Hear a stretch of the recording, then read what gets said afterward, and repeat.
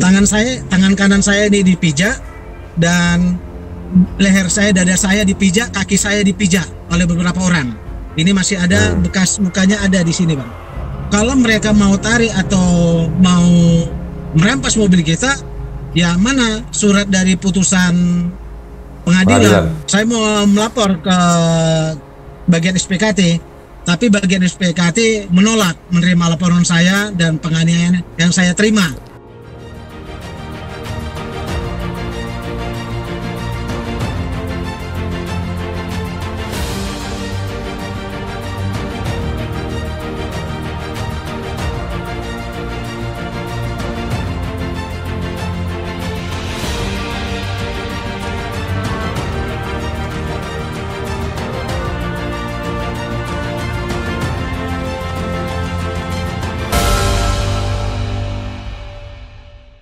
Halo orang-orang baik sekalian, kita ketemu lagi di kanal podcast untuk orang-orang terpinggirkan. Sebelum mulai, karena acara Knalpot, sponsor kita Bantu Teman adalah Potland Indonesia. Lokasi dagang mereka ada di Geraha Bintaro. Kalau kalian ada kesempatan ke Bintaro, butuh pot, bisa mampir ke tempat mereka ini. Nah, bersama kita ada orang berani lagi nih, ya kan? Namanya Bang Joniar. Anda pernah ingat dulu waktu kita bahas Benny Edward yang berani mengungkap pungli? Benny Edward nggak sendiri waktu itu. Dia berdua dengan seorang teman. Temannya nih sekarang udah bersama kita, udah pakai kupluk merah. Halo, Bang Joniar. Ya, Bang. Lagi di Medan nih ya? Di Medan, Bang. Oh, hari-hari ngojol ya, ngojol. Iya, Bang. Dan ada juga usaha jual-jual paket internet, Bang, jual pulsa. Oke. Nah, terus kamu di penjara bersama Benny berapa lama? Sekitar 8 bulan, Bang. 8 bulan ya? Saya nggak bongkar ceritanya. Benny udah cerita banyak, tapi saya dengar kamu setelah lepas dari penjara mengalami beberapa kejadian lagi. Apa aja itu? Ini sebenarnya rekaman yang tahun lalu yang saya sama Bang Benny. Oh, ini justru sebelumnya ya? Sebelumnya kejadian itu videonya sebenarnya kejadian 16 Agustus 2020. Sebelum kami ditangkap, mereka ulang kami buat di depan Polres Tanah-Karo. Oke, ceritanya bagaimana itu? Saat itu pada tanggal 6 Januari 2016, ada 2 unit mobil kita yang dipinjamkan tujuan ke Tanah-Karo, Brastagi, Gundaling. Saat tanggal 6 itu, ya ternyata mobil kita dihadang oleh beberapa oknum debt collector. Mereka mau merampas mobil kita. Oke. Alasannya apa? Alasannya memang ya mobil kita ada beberapa bulan ya, hanya sekitar hampir 2 bulan. Belum bayar? Nunggak pembayaran. Oke. Apa pernah disurati sama perusahaan leasing? Belum pernah disuratin, tapi mereka langsung melakukan penarikan, pencegatan gitu aja, Bang. Oh, penarikannya apa? Pencegatannya gimana itu? Di Brastagi, Gundaling, Bang. Enggak, langsung dihadang, dirampas atau bagaimana? Mau dirampas, kunci mobil mau dirampas, mau ditarik mereka aja. Tapi gitu, saya ditelepon, saya menghubungi supir yang meminjam mobil kita, saya arahkan ke Polres Tanah-Karo supaya mendapat perlindungan. Sampai di Polres Tanah-Karo ceritanya bagaimana? Sesampai Polres Tanah-Karo, saya bilang tunggu. Gitu saya nyusul dari Medan, saya sampai di sana sekitar sore. Ternyata kita bukannya mendapat perlindungan, malah dari bahasa mereka bilang itu ada video rekaman juga. Mereka ya bilang waktu saat di SPKT supaya minta ya dititipkan aja lah mobil di sini, nanti masalah prosesnya segala macam ya nanti di Medan. Saya bilang oh tidak bisa kan, kalau mereka mau tarik atau mau merampas mobil kita ya mana surat dari putusan pengadilan, surat fidusianya itu saya minta, tapi mereka tidak bisa menunjukkan itu Bang. Dan akhirnya apa yang terjadi? Akhirnya dan lama di situ kita lakukan negosiasi, ternyata tidak ada hasil. Jam 11 malam mereka melakukan paksa penarikan mobil kita. STNK dan kunci mobil masih ada sama kita. Dan didukung oleh si polisi Tanah Karo itu. Iya. Didukung dengan ya mobil derek yang mereka gunakan itu mobil derek Lantas Polres Tanah Karo.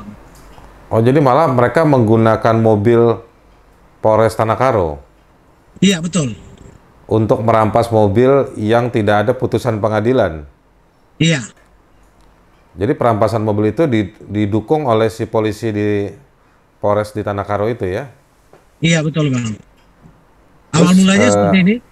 Penganiayaan yang saya lakukan karena mobil saat mulai diangkat, di situ saya udah mulai teriak. Jangan diangkat, jangan diangkat, saya teriak. Tapi ya sekitar itu bilang ini kantor polisi, jangan teriak-teriak. Mereka bilang seperti itu. Dan saya katakan gitu, mobil saya udah sampai di atas, saya teringat kunci mobil derek saya ambil.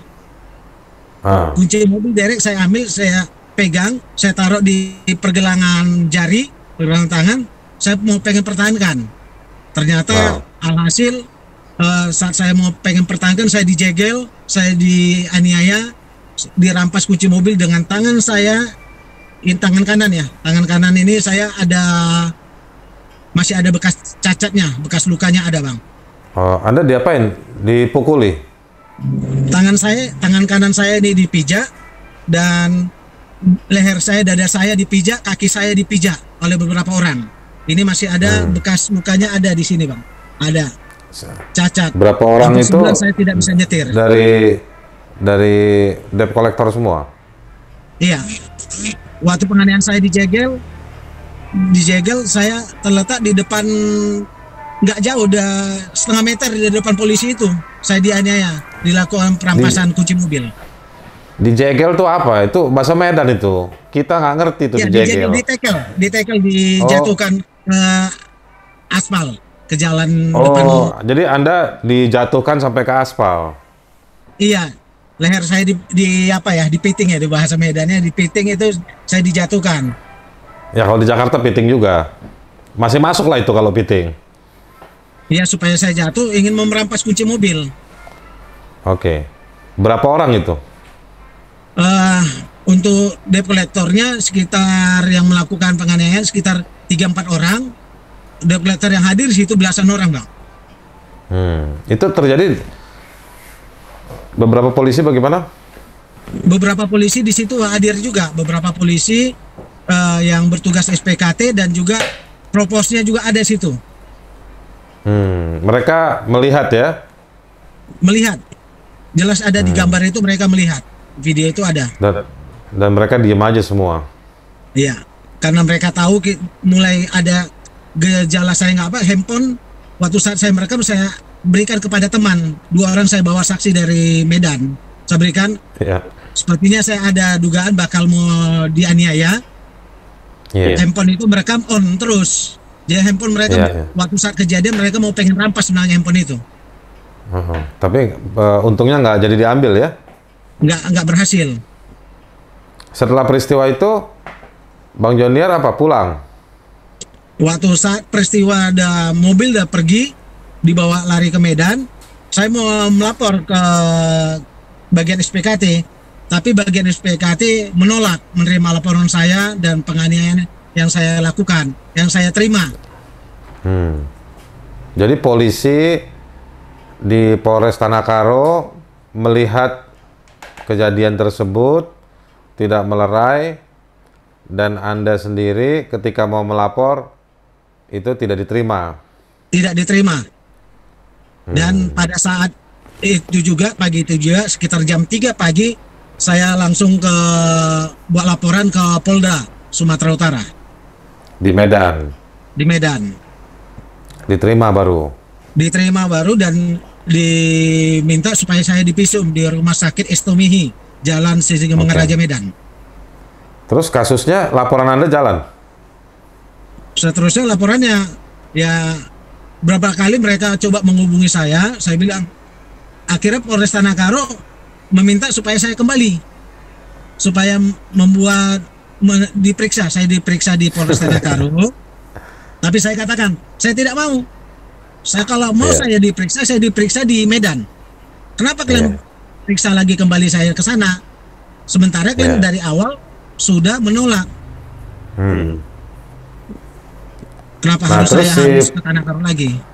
Polisi Tanah Karo itu diperiksa sama Propam di Polda Medan, Polda Sumut. Iya. Saya bersedia diperiksa. Izin Bang, saya bersedia diperiksa di Medan oleh Polres Tanah Karo, itu saya mau. Ya. Enggak sih, polisinya kan Anda laporkan juga ke Polda kan, karena mereka membiarkan Anda dipukuli. Enggak, Anda nggak melaporkan itu? Ada Bang, saya juga melapor ke Propam Polda. Tapi ya sampai saat ini ya proses itu tidak ada. Bagaikan di PTS kan. Nggak ada kabarnya ya? Iya. Karena mereka ngotot supaya saya diperiksa di Polres Tanah Karo, Bang. Oke. Terus kasus perampasan mobil itu juga nggak ada ceritanya? Tidak ada juga. Dan sempat beberapa kali saya lihat mobil itu berkeliaran di kota Medan. Oh. Pernah cari tahu nggak tuh mobil dijual atau apa? Itu belum. Saya lihat pengemudinya lain berkeliaran itu. Saya nggak berani, saya juga kan nggak berani sentuh lagi mobil itu. Biar karena proses hukum, saya berharap seperti itu. Nah, terus kan Anda kredit mobil itu sama perusahaan leasing. Iya. Ceritanya bagaimana tuh perusahaan leasing? Ya keputusan leasing nggak ada Bang. Ya begitu aja. Ya. Jadi duit Bang Jonier hilang dong, yang sudah bayar sebelum-sebelumnya. Saya udah bayar sekitar 2 tahunan Bang. Berapa juta itu semua? 2 tahunan sekitar 24 bulan kali 4 jutaan per bulan Bang. Hilang tuh sekarang ya? Ya sekitar 100 juta lebih Bang. Terus perusahaan leasing nggak pernah mengembalikan duit itu ke Anda? Tidak ada, sampai saat ini tidak ada perusahaan leasing menghubungi atau melakukan komunikasi dengan kita Bang. Perusahaan apa itu namanya? PT ACC. Oh, PT ACC. Astra Company. Oh iya. Itu kan perusahaan besar tuh. Mungkin agen-agennya di lapangan itu ya? Iya. Anda laporkan aja ke perusahaannya di Jakarta. Ya Bang, kita ada pengen sih buat laporan juga. Kemarin kita ada surati juga ke Kapolri. Kita surati ya sampai sekarang ya balasan itu tidak ada Bang. Kalau ke Kapolri ketinggian bos. Suratin aja PT ACC-nya, pasti ada pimpinan perusahaannya, ada bagiannya di Jakarta, itu pasti ditindaklanjuti nanti. Ya mungkin dengan adanya video ini dan dibantu oleh Bang Aris, saya berharap ya bisa diteruskan Bang. Iya, coba nanti kita bantu, Abang kirim aja informasinya ke tim saya, nanti kita bantulah. Tapi hasil di lapangan tuh seperti itu ya. Mobil diambil, pakai di jegal, dipiting, biarpun di depan polisi, itu dibiarkan, lapor dibiarkan, besokannya mobil udah dipakai jalan-jalan sama orang lain ya. Betul. Itu kalau debt collector itu di seputaran Tanah Karo itu luar biasa banyaknya Bang. Mereka mengincar-incar kendaraan yang menunggak beberapa bulan pun, 1 bulan lebih pun, yang mereka cari-cari itu Bang. Ya, tapi itu kan resiko mereka kasih jual mobil leasing dengan uang muka yang rendah ya begitulah. Ya kan? Ya. Kita juga gini Bang, ada beberapa unit mobil kita kredit ya. Ada yang dari perusahaan lain, leasing lain, ya bisa kasih toleransi kita untuk mereka ada komunikasi walaupun ada sampai 4 bulan, kadang lebih 6 bulan mereka kasih toleransi kepada kita untuk melakukan pembayaran. Kalau kita ada rezeki, ya kita bisa doublekan pembayaran. Iya. Ya saya berharap sih ya kiranya ya mobil itu, kalau itu mobil atas nama saya ya dikembalikan lah. Iya. Bukan saya tidak mau bayar. Saya pasti akan bayar. Saya utang saya tetap tanggung jawab, Bang.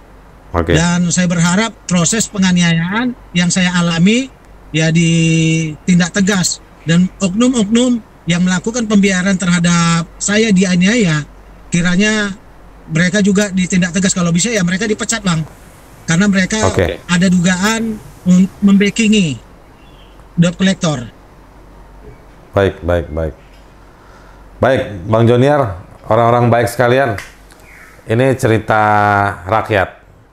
Bagaimana Joniar, orang yang hari-hari ada di jalanan, sama seperti Anda semua, punya kesulitan-kesulitan yang alat kerjanya justru diambil juga, dan dia mengalami kesusahan tambahan. Sepertinya cerita ini bukan cerita yang sulit dipahami atau asing. Cerita ini pasti juga ada mungkin kejadian di Anda. Meskipun saya nggak berharap Anda mengalami hal seperti ini. Tapi yang jelas, cara menangani masalah oleh orang-orang yang kemudian merampas mobil tanpa surat teguran, tanpa putusan pengadilan, intinya tidak mengikuti proses hukum, dan semua pelanggaran itu terjadi di depan orang-orang berseragam yang mengaku sebagai penegak hukum, dan sudah dilaporkan ke atasannya, juga tidak ada proses hukum, ya kan? Kalau kata orang Medan barangkali mau jadi apa kita ini, ya kan? Ya, jadi kawan-kawan sekalian, orang-orang baik yang sedang menonton Knalpot, silahkan berbagi cerita Anda ke kita. Nanti kita bisa buka ruang Knalpot ini untuk Anda bercerita. Tapi untuk melanjutkan pesan yang ada di pikiran saya kepada Anda semua, bahwa peristiwa ini nggak bisa dibiarkan, harus ada pertanggungjawaban buat orang-orang yang merampas, melakukan penganiayaan, dan para penegak hukum yang membiarkan peristiwa ini atau peristiwa yang dialami Bang Joniar itu terjadi di beberapa waktu yang lalu. Kita akan ketemu lagi orang-orang baik sekalian di acara Knalpot, kanal podcast untuk orang-orang terpinggirkan. Jangan lupa Potland Indonesia. Sampai ketemu lagi.